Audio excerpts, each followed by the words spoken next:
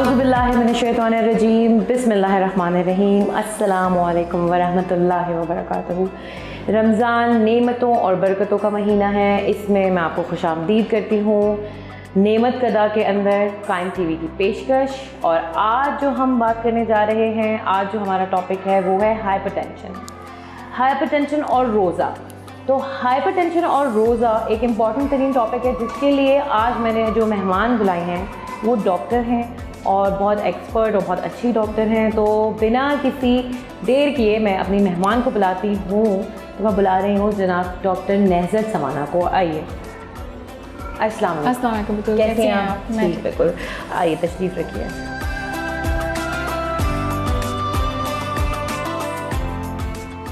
जी doctor समाना, कैसी हैं आप? मैं ठीक हूँ बतूल, आप कैसी हैं? अल्हम्दुलिल्लाह ठीक ठाक। सबसे पहले खुशामदीद हमारे नेमत कदा में कायम टीवी की पेशकश है ये।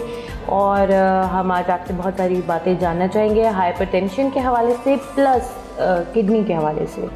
ठीक है, तो सबसे पहले हमारे नाज़रीन को ये बताइए कि रोज़ा रखने से ब्लड प्रेशर के मरीज़ों पे क्या असर पड़ता है?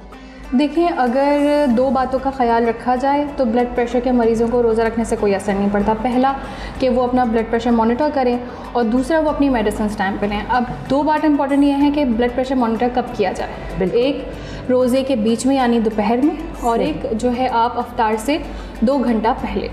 इस वजह से क्योंकि आपको अपनी मेडिसिन जो है आगे पीछे करनी पड़ सकती हैं, उस वजह से 2 घंटा पहले। इसलिए अगर आपका बीपी 2 घंटा पहले अफ्तार से लो हो रहा है तो आप अपनी मॉर्निंग की मेडिसिन फिर रात में लें। अच्छा। और अगर नहीं सही है 3 बजे भी 2 घंटा पहले भी अफ्तार के, तो फिर आप अपनी मेडिसिन मॉर्निंग में ही लें। और अगर आप पेशाब आवर दवाइयाँ ले रहे हैं, जैसे डायूरेटिक्स ले रहे हैं, तो वो मेरा मशवरा है कि रात में अफ्तार के बाद लें, ताकि डिहाइड्रेशन ना हो और आपको पानी पीने का मौका मिल सके। अच्छा, ये बताइएगा कि ब्लड प्रेशर या जो हार्ट पेशेंट्स होते हैं उनको सहरी और अफ्तारी कैसी करनी चाहिए? देखिए, कायदे के हिसाब से ब्लड प्रेशर का मरीज़, दिल का मरीज़ सारी चीज़ें, सारी ग़िज़ा खा सकता है। अब दिल के मरीज़ में 2 इम्पॉर्टेंट फैक्टर हैं, क्या वो कंजेस्टिव हार्ट फेलियर का मरीज़ है या इस्कीमिक हार्ट डिजीज़ का मरीज़ है। अगर आपको बीपी है या आप कंजेस्टिव हार्ट फेलियर के मरीज़ हैं, यानी पट्टे कमज़ोर होने के मरीज़ हैं, तो नमक आप अपनी ग़िज़ा में नेचुरली कम लें, ऊपर से छिड़के नहीं। और दूसरा ये है कि अगर आप इस्कीमिक डिजीज़ का शिकार हैं तो आप चर्बी वाला या तेल वाला खाना कम लें। सही। उसके अलावा आप फल, सब्ज़ी, दही, दूध, अंडा भी ले सकते हैं जर्दी निकाल के। अगर उसमें नमक नहीं डाला गया है तो बीपी का मरीज़ भी अंडे लाजमी अपने ग़िज़ा में शामिल कर सकता है। और अफ्तारी में किस तरह की ग़िज़ा, क्योंकि ये तो सहरी हो गई है कि दही। अच्छा, मशवरा मेरा ये है कि सहरी हैवी करें। अफ्तार में चीज़ें आप ज़्यादातर ऑर्गेनिक चीज़ों पे रहें, जैसे कि फ्रूट्स हो गए, वेजिटेबल्स हो गए, जो खाना हज़म आपको आराम से हो सके, एनर्जी और विटामिन्स पहुँचा सके, पेट को ज़्यादा मेहनत ना करनी पड़े, खून ज़्यादा उससे गाढ़ा ना हो। सही। तो ऐसी चीज़ें इस्तेमाल अफ्तार में। ठीक है। अच्छा, ये बताइएगा कि जिस मरीज़ को पथरी हो, और क्योंकि मैंने अभी बात की कि हम किडनी के बारे में भी, जिस मरीज़ को पथरी हो और गुर्दे के मसाइल हैं, तो क्या वो रोज़ा रख सकते हैं? किडनी इशूज़ जिनके साथ हो, किडनी स्टोन्स जिनको हों, वो बेशक रोज़ा रख सकते हैं, लेकिन एक बात का ख्याल रखें कि अपने जिस्म में पानी की कमी ना होने दें। अगर पानी की कमी होगी तो पथरी की वजह से दर्द बढ़ जाएगा, किडनी इशूज़ बढ़ने लगेंगे और पेन प्रेसिपिटेट हो जाएगा। कम से कम 4 से 5 लीटर पानी पी सकते हैं, ज़्यादा से ज़्यादा जैसा आपका दिल चाहे। अच्छा, एक बात ये बताइएगा कि आप जो है रोज़े में कैसे, अगर पेन वगैरह फील हो तो उसमें क्या किया जाए फिर? देखिए, पेन अगर आपको डिहाइड्रेशन हो गई है और 3 दिन से आपने पानी कम पिया है तो चौथे दिन आपको पेन लाजमी होगा, शुरू हो जाएगा। और अगर पेन इस तरीके का होगा कि आपको कमर में दर्द होना शुरू होगा, पेशाब करने के बाद आपको दर्द होगा, तो अगर ऐसी कोई कंडीशन आए, जब तक आप ऐसी दर्द में मुब्तला ना हो कि मूव भी ना किया जाए, तब तक आप रोज़ा नहीं तोड़ सकते। अच्छा। और अगर दर्द शुरू हो जाए, अगर वो इफ्तार के करीब हो, तो यानी आपके पास 2 से 3 घंटे बचे हैं पानी वानी पीने के लिए, तो फिर आप तो घर पे रह सकते हैं। लेकिन अगर दर्द बढ़ जाए तो अपने डॉक्टर के पास लाजमी जाएँ। अच्छा, डॉक्टर के पास लाजमी जाना। अच्छा, ये बताएं कि पथरी के मरीज़ जो हैं वो कैसे हाइड्रेट रह सकते हैं रमज़ान में? अगर पथरी का मरज़ है आपको या कोई भी किडनी इशूज़ है, तो आपने पानी ज़्यादा पीना है। अब करना क्या है, आप सहरी से 2-3 घंटा एक्स्ट्रा पहले उठें, ताकि आप 2-3 लीटर पानी तब पी सकें। और अफ्तार के बाद मुसलसल सहरी तक आप पानी लाजमी पिएँ, 6 से 8 लीटर। सही।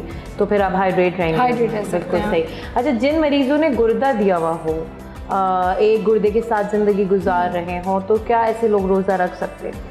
ऐसे लोग रोज़ा रख सकते हैं एहतियात के साथ। देखें, एक चीज़ होती है क्रेटिनिन, बॉडी का एक क्रेटिनिन लेवल है। तो अगर किसी का कोई सॉलिटरी किडनी है तो उसको चाहिए कि पहले वो अपने सीरम क्रेटिनिन लेवल्स करा ले। अगर वो 1.5 से नीचे हैं तो वो रोज़ा रख सकते हैं, लेकिन वही बात ख्याल रहे कि हाइड्रेट करते रहे अपने आप को। सही। और अगर वो 1.5 से ऊपर है या 1.5 है क्रेटिनिन लेवल तो आप रोज़ा नहीं रख सकते, या फिर अगर आप डायलिसिस पे हैं तो भी आपके लिए जानलेवा साबित हो सकता है। मैंने अक्सर देखा कि डायलिसिस पेशेंट रोज़ा रख रहे होते हैं। मैंने डायलिसिस सेंटर्स में मुख्तलिफ देखा है कि बहुत सारे लोग ऐसे होते हैं जो रमज़ान में रोज़ा रखते हैं, तो ये सही है? डायलिसिस के पेशेंट्स के भी लेवल, अगर क्रेटिनिन लेवल इतने ख़तरनाक हद तक बढ़े हुए नहीं हैं, 1.5 तक है तो फिर वो रखा जा सकता है, लेकिन वही है, इस लेवल को नज़र में रखना है। अगर अच्छा, थोड़ा सा यहाँ पे मैं आपसे एक सवाल ये करना चाहूँगी कि डायलिसिस के मरीज़ को पानी कम पीने की इजाज़त होती है, तो मेरा ख्याल है वो लोग इसी चीज़ का एडवांटेज उठाते हैं कि हम पानी क्योंकि पी नहीं सकते हैं और बाकी जो पानी है हमारा वो डायलिसिस में निकलेगा तो हम रोज़ा रख सकते हैं। और अगर किसी पेशेंट, क्योंकि मैं चाहती हूँ कि नाज़रीन को पता चले ये बात, क्योंकि मैंने अक्सर डायलिसिस सेंटर में ये देखा है कि आपका क्रेटिनिन हाई लेवल पर है और आपने रोज़ा भी रख रहा है, क्योंकि आप ये बोल रहे हैं कि हमें पानी तो पीने को वैसे ही कम कहा जाता है, तो हम क्यों ना रोज़ा रखें। देखिए, रोज़े से मुराद सिर्फ ये नहीं है कि आप पानी छोड़ें, रोज़े से मुराद ये है कि आप जो है वो ग़िज़ा भी अपनी छोड़ें। तो जब डायलिसिस पे मरीज़ होता है उसको क्लियर फ्लूइड लेना मना होता है, अदरवाइज़ आप ऐसे फल ले सकते हैं कि जो है जो आपको हाइड्रेट रखें। और दूसरी बात, आपको अपनी कुछ ऐसी अद्वियात होती हैं जो अलग अलग वक्त पे खानी लेनी होती हैं। बिल्कुल, बहुत सारे अगर ऐसे मरीज़ हैं जो यंग हैं लेकिन डायलिसिस पर हैं और उनके साथ में कोई और बीमारियाँ उनको नहीं हैं, तो हर चीज़ का ख्याल रख के और एक हफ़्ता पहले अपने मौलिद से मशवरा करके वो रोज़ा रख सकते हैं। लेकिन बहुत ध्यान से, सारे डायलिसिस के मरीज़ नहीं रख सकता। अगर कोई यंग है, कोई और कोमॉर्ब नहीं है, मतलब डायबिटीज़ नहीं है जिसकी वजह से मज़ीद डिहाइड्रेशन हो, तो वो रख सकते हैं। सही। अच्छा, ये बताइएगा कि आप और कोई ऐसा मर्ज़ देख रहे हैं अलावा हाइपरटेंशन के जो रोज़े में जिसकी वजह से रोज़ा मुतासर हो सकता है? अक्सर एज़मेटिक पेशेंट्स होते हैं जिनका रोज़ा मुतासर हो जाता है, इसलिए अगर उनको एज़मेटिक अटैक हो गया या फिर कोई भी ट्रिगर फैक्टर उनके सामने आ गया रोज़े में, धूल लग गई या फिर खाना बनाते हुए धुआं लग गया, तो अक्सर एज़मेटिक पेशेंट जब कॉफ उनको होती है तो कोशिश करते हैं पानी पी लें। लेकिन अगर रोज़े में है तो वो पी नहीं सकते, फिर बुरे हालात हो जाएं और अस्पताल जाना पड़े।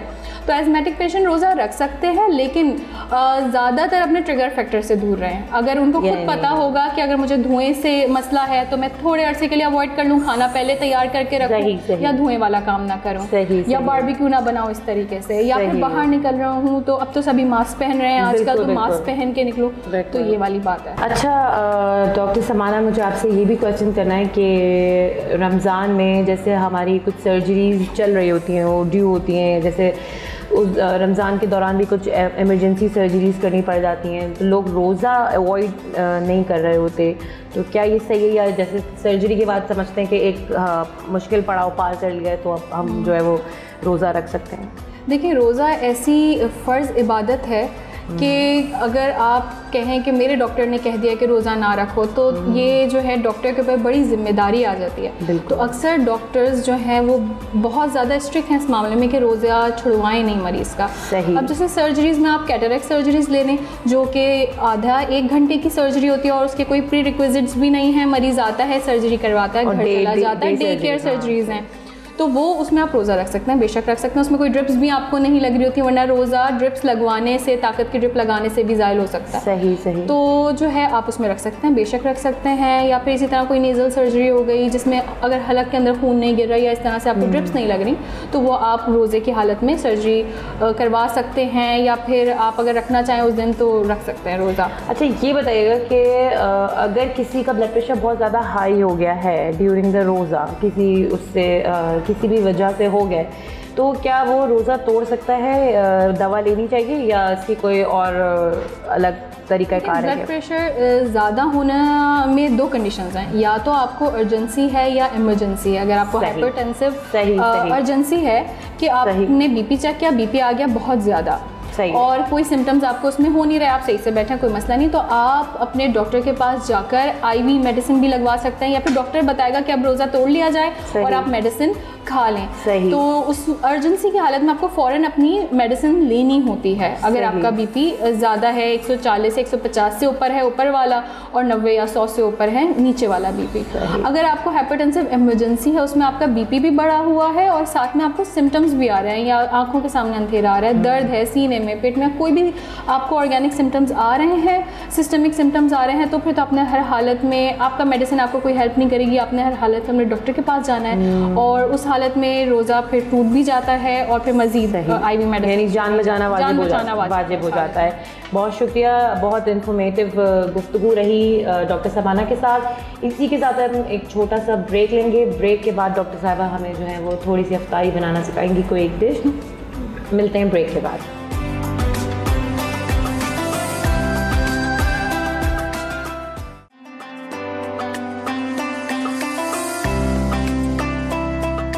वेलकम बैक नाजरीन। ब्रेक से पहले हमारे साथ डॉक्टर समाना थी, जिनसे हम हाइपरटेंशन और किडनी से रिलेटेड और रोज़े में और मसाइल से रिलेटेड गुफ्तगू कर रहे थे। बहुत इन्फॉर्मेटिव गुफ्तगू रही हमारी। ब्रेक के बाद वो हमारे साथ मौजूद हैं किचन के अंदर। और जी डॉक्टर समाना, आप बताएं क्या बना रही हैं आज? आज हम लोग बना रहे हैं हेल्दी सा क्लब सैंडविच, जिसके लिए हमने पहले चिकन ली है। 250 ग्राम चिकन ले लें, जितने सैंडविचेस बना रहे हैं आपने पहले से, ये मैंने पहले से सॉटे कर ली थी। अच्छा, क्या आपने इसके अंदर सोया सॉस है, चिली सॉस है, विनेगर है, पेपरिका है और चिकन पाउडर है। अपने हिसाब से आप इंग्रेडिएंट फ्लेवर के हिसाब से ऊपर नीचे कर सकते हैं। लार्ज ब्रेड स्लाइसेस हैं 3 हमारे पास। उसके अलावा आइसबर्ग है हमारे पास, चेडर चीज़ के स्लाइसेस हैं।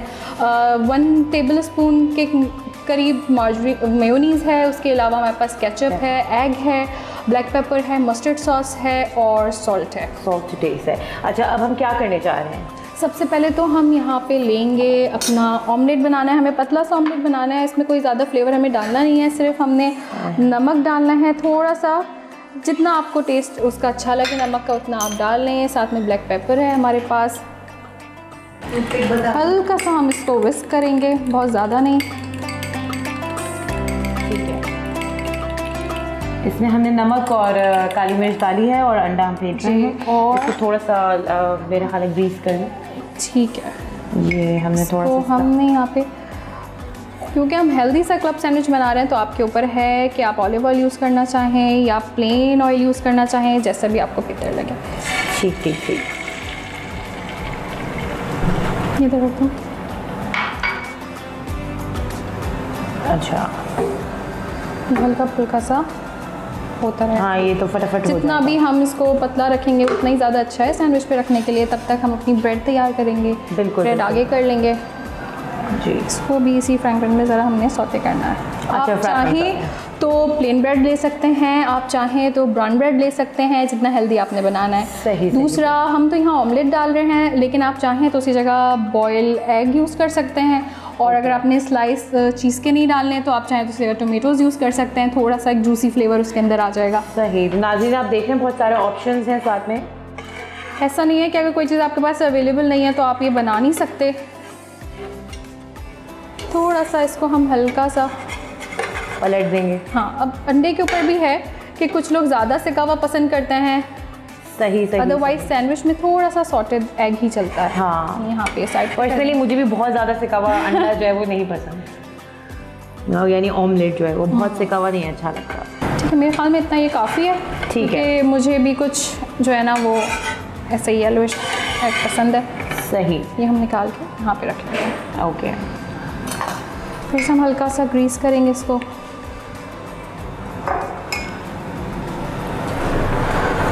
स्लाइसेस सेक लेंगे हल्के से। अगर आपने गर्मी में काम नहीं करना है तो आप ये भी कर सकते हैं कि आप टोस्टर मशीन में या सैंडविच मेकर में इसको सेक लें। बिल्कुल बिल्कुल। और इसमें और ऑयल तो नहीं लगेगा?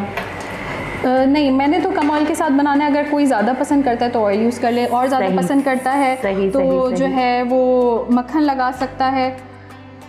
सही है। ठीक है, तो डिपेंड करता है आप कैसा खाना चाह रहे हैं अपना सैंडविच। ठीक ठीक ठीक। थोड़ा सा कमी तो बस। अब हम जितनी भी अपना फिलिंग्स हमारे पास रखी हुई हैं इसको हम स्प्रेड करेंगे ब्रेड के ऊपर। और जो है फिर हमारा सैंडविच तैयार हो जाएगा। सही सही सही। अच्छा, आप ये बताइए नाज़रीन को, जब तक आप ये कर रही हैं, कि आप कैसे अपनी प्रोफेशनल लाइफ और होम लाइफ को मैनेज करती हैं, क्योंकि आप माशाल्लाह डॉक्टर भी हैं और आप बहुत बिज़ी भी रहती हैं और फिर आपको किचन एक्टिविटीज़ भी करनी पड़ती होंगी। जैसे अभी रमज़ान चल रहा है तो हम रमज़ान में डेफिनेटली सारी ख़वातीन किचन के अंदर होती हैं, और जैसे कि आपको हमारे प्रोग्राम का फॉर्मेट पता है कि आप मतलब कितने भी प्रोफेशनल हैं, आप किचन में ज़रूर जाते हैं और अपनी फैमिली के लिए काम करते हैं, और फैमिली के लिए काम करना, अपने लिए करना सबको अच्छा लगता है। देखिए, अगर आपके पास आपकी वर्किंग आवर्स ज़्यादा हैं तो, लेकिन क्योंकि खाना आपने अपने टेबल पे रखना ही है, तो आप ज़्यादातर ऐसा काम कर सकते हैं कि आप अपनी मील को आधा पहले ही रेडी कर लें। जैसे हमने आज पहले से चिकन सौते कर लिया, या आप जो है फ्रिज में भी रख सकते हैं। अगर आपको शाम में अफ्तार में सैंडविच बनाना है, आप सुबह ड्यूटी पे जाने से पहले इसको सौते कर सकते हैं, एक दिन पहले जो है आप मैरिनेट कर सकते हैं इस तरीके से। बाकी अगर आपने पकौड़े बनाने हैं तो उसका बैटर भी पहले तैयार करके रख सकते हैं। सिर्फ मतलब फ्रेश कुकिंग जो आपने करनी हो वो आप कर सकते हैं। सही है, ये हो गए हैं, ये मैं यहाँ पर निकाल देती हूँ। ठीक है, ये बहुत अच्छे लाइट से सिके हुए हैं। इसको थोड़ा सा हम इसी के ऊपर रख देते हैं ताकि एंड में ठीक है। अच्छा, हम क्या अब हम इसके ऊपर सारी चीज़ें अप्लाई करेंगे। सबसे पहले तो हम अपना केचप लगाएंगे। केचप अगर आपने नहीं लगाना, आप डायबिटिक हैं, कोई मसला है, तो आप इसको छोड़ दीजिएगा। अच्छा, वैसे आप डॉक्टर हैं, मैं आपसे पूछ सकती हूँ, इतने से केचप से कुछ असर पड़ता है क्या? दिल से अगर मैं बात करूँ तो नहीं, लेकिन अगर मेडिकल की बात करूँ तो हाँ, फ़र्क पड़ सकता है, क्योंकि ये सिंथेटिक केचप होते हैं, इसमें शुगर कंटेंट बहुत ज़्यादा होता है। अगर आप होममेड केचप बना रहे हैं ना तो शायद उसमें ना हो इतना। चले नाज़रीन, देखिए मैं चाह रही थी कि आप लोग को फेवर मिल जाए, लेकिन ऐसा हुआ नहीं। आप डॉक्टर साहिबा ने बिल्कुल प्रोफेशनल आंसर किया है। फिर मस्टर्ड सॉस अगर नहीं पसंद है तो रेंच सॉस आप लगा सकते हैं। मार्केट में और भी बहुत सारे सॉसेस मिलते हैं जो आपको जैसा आपका टेस्ट है उस हिसाब से। अच्छा, ये अफ्तार में बहुत लाइट सा रहेगा, कभी आपका दिल नहीं चाह रहा होता कि खाना बने। अफ्तार में लोग उमूमन जो हैं वो चाह रहे होते हैं कि कुछ इस तरह की चीज़ें हों, या तो फ्राइंग आइटम हो या सैंडविचेस हों, तो ये अफ्तार के लिहाज से बहुत बेहतरीन डिश बिल्कुल बनेगी। अच्छा, उसके बाद हम इसके ऊपर लेयर्स देंगे। ओके, सबसे पहले आप आइसबर्ग लेटस नहीं डालना तो आप क्यूकम्बर्स रख सकते हैं। आइसबर्ग पर्सनली मुझे तो बहुत पसंद है। आइसबर्ग से बड़ा सैंडविच एक बहुत अच्छा फ्रेश सा महसूस होने लगता है। ये है, हम इस वक्त कम ही रख रहे हैं। और आइसबर्ग हम लोग नाज़रीन सिर्फ मेरा ख्याल है सैंडविच में ही खा रहे होते हैं। यहाँ पाकिस्तान में तो शायद सैंडविच में ही खाते हैं, और हमारे यहाँ रिवाज नहीं इतना ज़्यादा जो है वो इसको यूटिलाइज करना खाने के अंदर। बिल्कुल, लेकिन क्योंकि अब हर चीज़ बड़ी आसानी से अवेलेबल हो गई है मार्ट्स वगैरह, तो माशाल्लाह यहाँ पे काफ़ी तो चीज़ें हैं, इसलिए अब लोग ज़्यादातर हर चीज़ ही, अब वही मैंने बोला कि आपने स्लाइस रखना है, अगर चीज़ का तो रख लिया, नहीं तो आप टमाटर भी रख सकते हैं। उसके बाद ये 2 लेयर यहाँ पे हो गया, उसके बाद आपने ये रख दिया, इसके ऊपर फिर स्लाइस आप कर दें। अच्छा, ये सही है। हाँ, जिस चीज़ की भी आप स्लाइस करना चाहें आप ये कर सकते हैं। सही। ठीक है, फिर मस्टर्ड सॉस की एक लेयर लगा दी। सही। अब मैं इसमें केचप नहीं डालूँगी क्योंकि फिर चिकन का भी फ्लेवर थोड़ा सा कम हो जाता है अगर बार बार आप केचप डालें। बाकी ये फिर एक चिकन की लेयर लग गई। ओके, चिकन की लेयर आपने ऊपर ही लगाई है? हाँ, ऊपर लगा। ओके। चिकन के साथ कुछ और चीज़ नहीं डालूँगी वरना उसका फ्लेवर थोड़ा सा डल हो जाएगा। ओके। ये है, और फिर हमारे पास जो एक स्लाइस बचा हुआ था, स्लाइस पे चाहे तो आप स्प्रेड कर लें, चाहे तो डायरेक्ट आप रख लें। तो हम थोड़ा सा मेयोनीज लगाएंगे, और रेस्ट ऑमलेट जो है वो आप दूसरे सैंडविचेस में डाल सकते हैं। इसमें भी अगर आपने डालना है तो आप इसमें भी ले सकते हैं, डिपेंड करता है आपको कितना हेल्दी कितना हैवी सैंडविच लेना है। सही। ठीक है, ये यहाँ पे हो गया, ये आप ये यहाँ पे तैयार है। अब हम इसको तो ये बन गया हमारा सैंडविच। इसको हम यहाँ से काट लेंगे। ओके, अगर इससे बड़े स्लाइसेस आपके पास हों तो आप 4 हिस्सों में भी इसको स्लाइस कर सकते हैं। सही। टूथपिक्स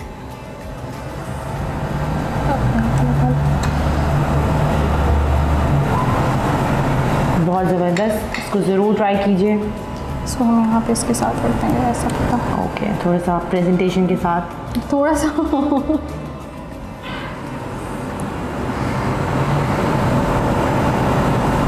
सा गया बेचारा।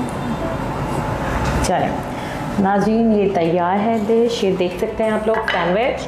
अफ्तार में इसको ट्राई करें ज़रूर, बहुत अच्छी इसकी खुशबू आ रही है, अरोमा, और बहुत अच्छी डिश है। और इसी के साथ जो है मैं डॉक्टर साहिबा का शुक्रिया अदा करूँगी कि उन्होंने बहुत कीमती वक्त दिया हमें और वो आई हमारे साथ बहुत ही इंफॉर्मेटिव गुफ्तगू शेयर की, जो कि मुझे भी और मेरे नाज़रीन को भी बहुत फ़ायदा देगी। मेरी टीम कायम टीवी की और मेरी प्रोग्राम नेमत कदा की तरफ से आपके लिए एक छोटा सा गिफ्ट है। जज़ाकल्लाह। मेरी तरफ से भी बहुत बहुत शुक्रिया, आपने मुझे अपने शो पे इनवाइट किया। थैंक यू, बहुत शुक्रिया। इसी के साथ नाज़रीन मुझे इजाज़त दीजिए नेमत कदा से। इंशाल्लाह नेक्स्ट एपिसोड में फिर हाजिर होते हैं, तब तक के लिए फ़ी अमान अल्लाह।